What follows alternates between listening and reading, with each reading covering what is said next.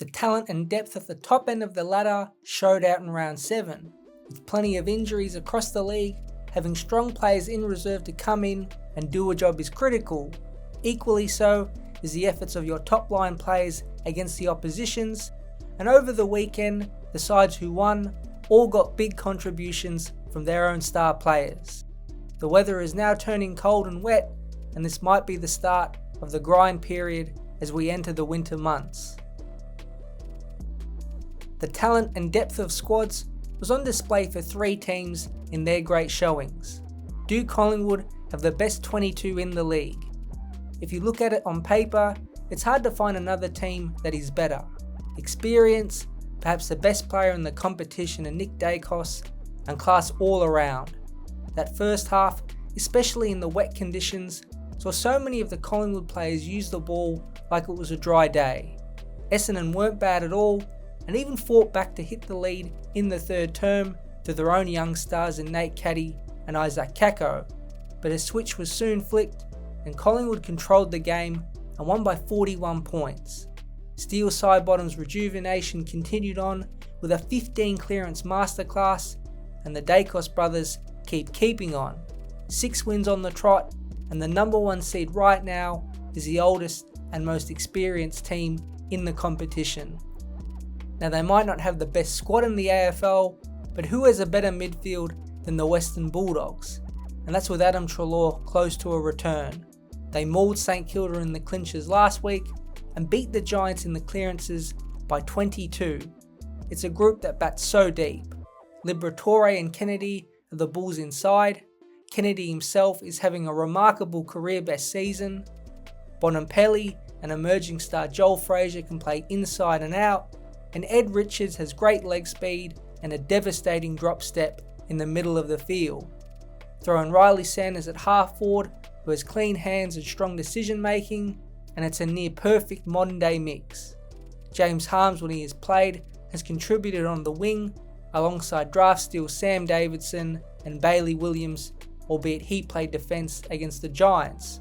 It's a clear strength for the Dogs, and the past 2 weeks have seen the opposition get overwhelmed in this part of the field. If Tim English can play like he did as well, it means there are no big weak points in the middle of the ground. And the word talent has to be associated with Brisbane. They bounced back after a big loss to Collingwood at home and flexed their muscles. Lachie Neale toyed with the Saints, kicking 3 goals, and if not for some inaccurate goal kicking, the margin could have been extended even more. Despite losing Joe Danaher, there are just so many weapons across the field, and it's hard to contain them all at the Lions. The reigning premiers look just as good as they did in the back end of 2025. A player who looks just as good as ever is Melbourne captain Max Gawn. It looked like the weight of the world was on his shoulders at the start of this year, and for his own lofty standards, his first month was okay. Since then, the 33-year-old has boomed back into form. Tom De Koning still has serious competition for that ruck All-Australian blazer. Against the Tigers captain on Thursday night, Gawn took over.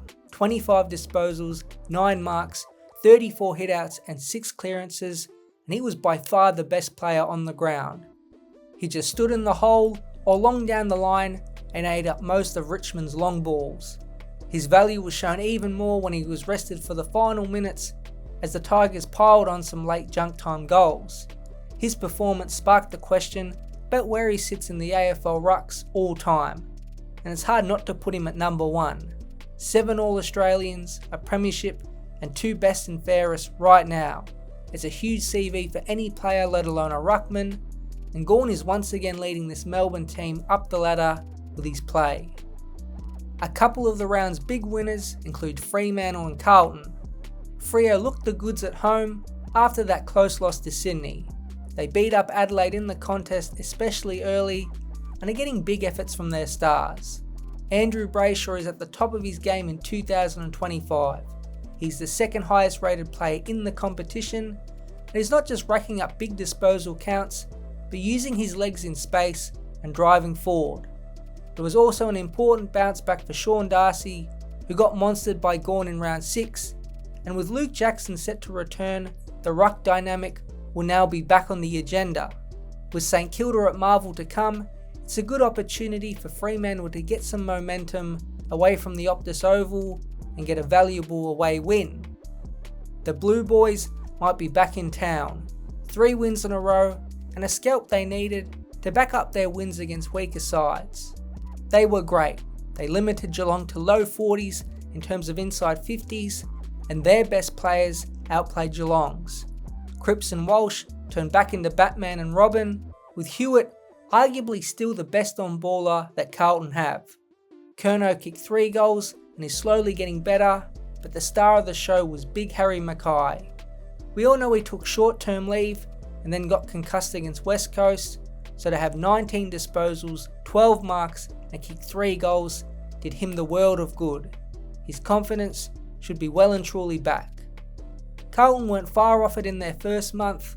Poor second half's a big issue, but they do seem to be running out games better. A trip to Adelaide is next to face the Crows. A win there and the Blues officially will be back in the finals hunt. The big loser of the round has to be Sydney. North Melbourne were at least competitive on the road and did blow some chances to win the game, and you can argue St Kilda is the biggest loser in the past 2 weeks. The Swans are now under fire. A comfortable 29-point lead fell away so quickly. 12 consecutive goals, and they got smashed in clearance and contested possession in the pivotal third quarter. They were able to contain Anderson and Rowell with Jordan and Rowbottom, but the Suns' leaders slowly turned the table before flat out dominating. Bailey Humphries has improved dramatically, kicking 4 goals, and Ben King kicked another bag of 5. Perhaps this was always coming for Sydney. Grand finalists who suffer heavy defeats do historically struggle the following year, and with no Goulden, Mills and Papley, and form dips over the course of this season with Warner and Heaney, they just aren't as good as their 2024 team. It might be that simple. Perhaps when they get fully healthy in the second half of the season, they can kick on, but a loss in the Battle of the Bridge this weekend will make it hard to dig out of a 2-win and 6-loss hole. But there are a bunch of great games next week. The Bulldogs host Port Adelaide and Ballarat, with the Power winning the last 4 fixtures between the two. Collingwood and Geelong at the G is always a massive game. And finally, the Q Clash, which is the Sunday night game, has big meaning on the field. Can the Suns finally stand up to Big Brother and assert themselves as not only finalists, but flag fanciers?